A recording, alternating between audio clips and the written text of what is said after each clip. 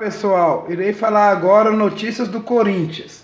Convocado para a seleção sub-23, Pedrinho pode perder primeiro jogo da Libertadores pelo Corinthians. Meio atacante se apresentará para o pré-olímpico no dia 3 de janeiro e só voltará em fevereiro.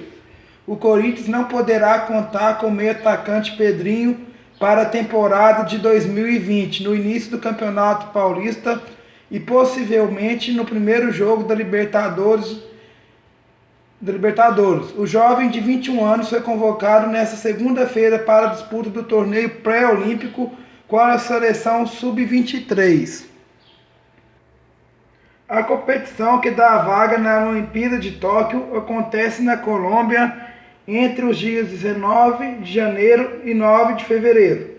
Porém, os jogadores precisam se apresentar ao técnico André Jardine em 3 de janeiro. Assim, Pedrinho nem sequer conhecerá o novo técnico corintiano Thiago Nunes antes de fevereiro. O Timão ainda pode perder o meia Ángel Arauz, que costuma ser chamado para a seleção chilena. A convocação da Roja será no próximo dia 27.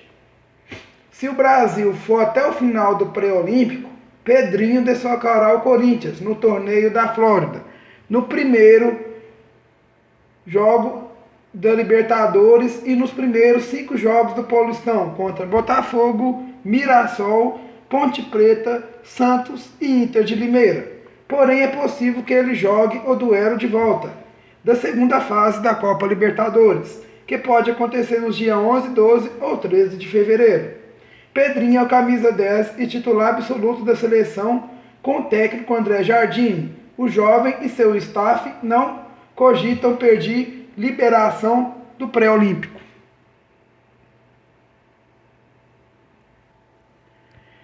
Caro para o Cruzeiro, Rodriguinho não está entre as preferências de Thiago Nunes no Corinthians. Com alto salário e pendência financeira, ele dificilmente continuará no Cruzeiro em 2020. Não é segredo que André Chance, presidente do Corinthians, tem ótima relação com o meia Rodriguinho, jogador que fez sucesso recente no Timão e hoje está no Cruzeiro. E na Toca da Raposa ele não deve ficar no próximo ano, mesmo tendo contrato até o fim de 2021. Com o rebaixamento para a Série B, o meia é um dos mais caros do atual elenco cruzeirense. Dificilmente permanecerá pela exigência de redução drástica nos gastos com o futebol. Nesta semana, o Cruzeiro deverá ter uma conversa com representantes do meia para definir se rescindem contrato ou realizam alguma composição. Com o jogador distante do Cruzeiro, seria natural que o nome do meia passasse a ser ligado ao Corinthians nos bastidores. Isso de fato aconteceu, mas a possibilidade de retorno do meia de 31 anos ao clube paulista hoje é bastante pequena. Apesar de ele contar com a admiração da diretoria, Thiago Nunes não colocou o jogador do Cruzeiro entre as suas prioridades para o meio-campo. O técnico já tem uma ideia de jogo definida. A princípio, o jogador não apareceu na lista dos 17 nomes apontados por ele como opções para a diretoria corintiana. Usado em 2 funções no Grêmio, Luan deve ser meia com Thiago Nunes no Corinthians. Meia atacante deve ser a cabeça pensante da equipe do Timão na próxima temporada. Thiago Nunes ainda não assumiu e nem deu dicas do que pensa para o Corinthians em 2020, mas a tendência é de que Luan seja a cabeça pensante de sua equipe, exercendo a função de meia central.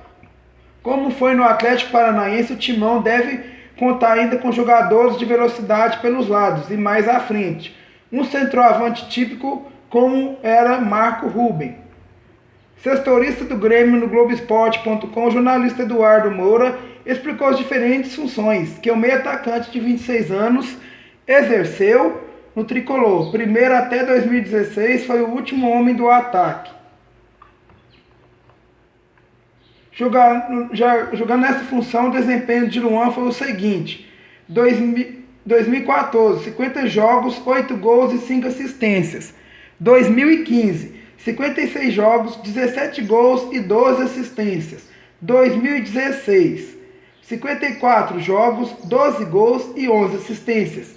A partir de 2017, Luan ganhou uma nova função no Grêmio, o meio-campo, mesma função que deve ter no Corinthians, de Thiago Nunes. Assim, foi campeão e vice-artilheiro da Libertadores com 8 gols.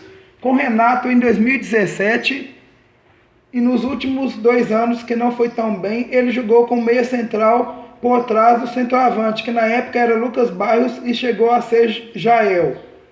Luan se tornou um meia clássico, que movimenta, que conecta o meio-campo, que descia nos volantes para fazer a saída de bola. Luan joga bem na entrelinha, entre as costas do seu volante e na linha dos zagueiros adversários. Ele sabe ocupar bem esse espaço e, como meia, tem capacidade de dar assistência, o passe-chave. Corinthians prevê 63 milhões em vendas de atletas e queda nas oitavas da Libertadores em 2020. O clube também projeta 7º lugar no Brasileirão e resultado negativo em 21,1 milhões. O Corinthians fez projeções conservadoras para 2020. No orçamento para o ano que vem, o clube prevê chegar apenas nas oitavas de final da Copa Libertadores e da Copa do Brasil e terminar o Brasileirão no 7º lugar. A previsão do Corinthians é fechar 2020 novamente no vermelho, mesmo com uma estimativa de 66 milhões de arrecadação com venda de jogadores. O Timão projeta um déficit de 21,1 milhões. O valor a ser gasto com reforços não é claro no orçamento, isso porque as despesas com direitos federativos estão junto com amortizações, o que engloba contratações já realizadas, mas pagas de forma parcelada. No total, o Corinthians prevê 53,6 milhões neste item. Vale ressaltar que tudo isso, sobretudo as colocações nos campeonatos, são apenas projeções obrigatórias para a formulação do orçamento. Cartolas alegam que, nesse caso, é preferível errar para menos do que para mais. Porém, as expectativas da diretoria e da comissão técnica alvinegra para o ano que vem sendo bem mais otimistas. Direitos de TV, 230,5 milhões. Patrocínio, 77 milhões, 151 milhões,3, com marcas no uniforme, e 25,6 milhões da Nike. Fiel torcedor, 13,2 milhões. Contribuição dos associados, 15,2 milhões. Royalties, licenciamentos da marcas, 4,8 milhões. Licenciamentos e franquias, 5 milhões. O Timão espera receber 70,8 milhões com venda de ingressos, mas o dinheiro da bilheteria é integralmente destinado para pagar o financiamento da Arena Corinthians. Essas são as notícias do Corinthians de hoje, 17 de dezembro de 2009. Gostou do vídeo? Curte o vídeo e se inscreva-se no canal Fute Top Brasil.